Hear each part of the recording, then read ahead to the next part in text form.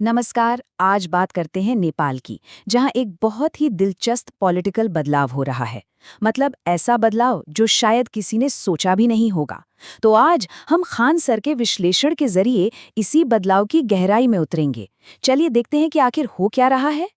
और देखिए, इस पूरी कहानी को समझने के लिए ना हमें भारत और नेपाल के रिश्ते को समझना होगा। ये जो कहावत है ना, रोटी और बेटी का रिश्ता, ये सिर्फ कहने की बात नहीं है। ये वाकई में दिखाता है कि दोनों देशों के बीच कितना गहरा, कितना पारिवारिक और सामाजिक जुड़ाव है। तो इस पूरी कहानी को हम 5 हिस्सों में समझेंगे। सबसे पहले देखेंगे अपने करीबी पड़ोसी रिश्ते को, फिर बात करेंगे पुराने नेताओं के दौर की, इसके बाद देखेंगे एक नए नेता का उदय कैसे हुआ, फिर समझेंगे कि युवा नेता होने का क्या फायदा है, और आखिर में नेपाल के सांस्कृतिक पहलू पर भी एक नजर डालेंगे। तो चलिए शुरू करते हैं पहले पॉइंट से।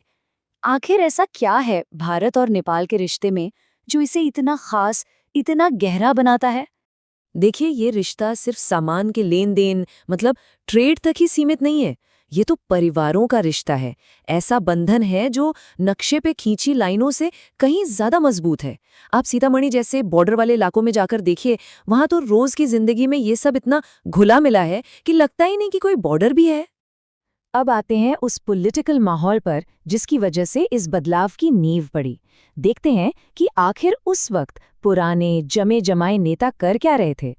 तो सोर्स के मुताबिक लोगों में ये भावना बहुत ज्यादा बढ़ गई थी कि उनके नेता देश को, कह सकते हैं, चौपट कर रहे हैं। मतलब सिस्टम को लेकर एक निराशा थी, एक गुस्सा था जो लगातार बढ़ रहा था।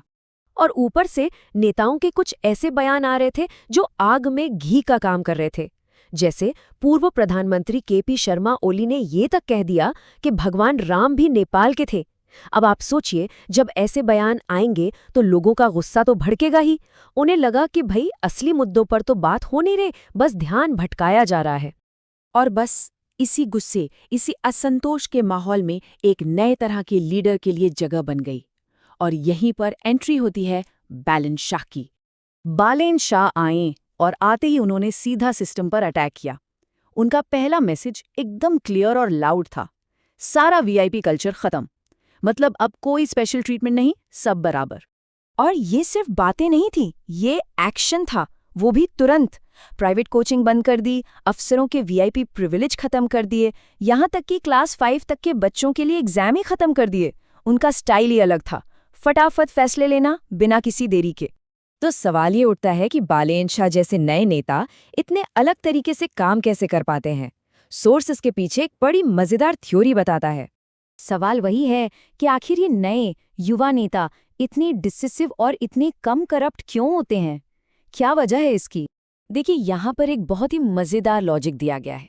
नए नेताओं का नेटवर्क छोटा होता है, उनके कनेक्शंस कम होते हैं। वहीं पुराने नेताओं का नेटवर्क बहुत बड़ा और उलझा हुआ होता है। इसका नतीजा, नए नेताओं में करप्शन की गुंजाइश कम होती है और वो फैसले तुरंत ले पाते हैं। क्यों? क्योंकि उन्हें किसी का फेवर नहीं चुकाना पड़ता, कोई एहसान नहीं उतारना पड़ता।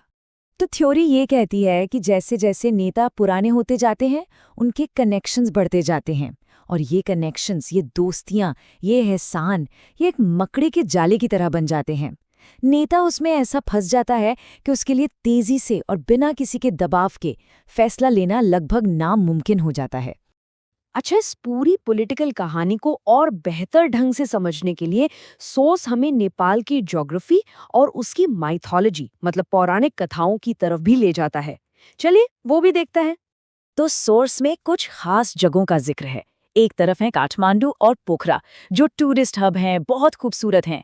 दूसरी तरफ है विराटनगर, जो एक इंडस्ट्रियल एरिया है मैदानी इलाके में। और फिर है जनकपुर, जिसका इतिहास तो बहुत ही पुराना और गहरा है। और जनकपुर का नाम आते ही हमें समझ आता है कि नेपाल की जमीन अपनी पौराणिक कहानियों से कितनी जुड़ी हुई है। जनकपुर मतलब राजा जनक का राज्य, सीता जी के पिता। ये कनेक्शन हमें सीधा रामायण के दौर में ले जाता है। और ये सब हमें एक बहुत बड़े सवाल पर लाकर खड़ा कर देता है।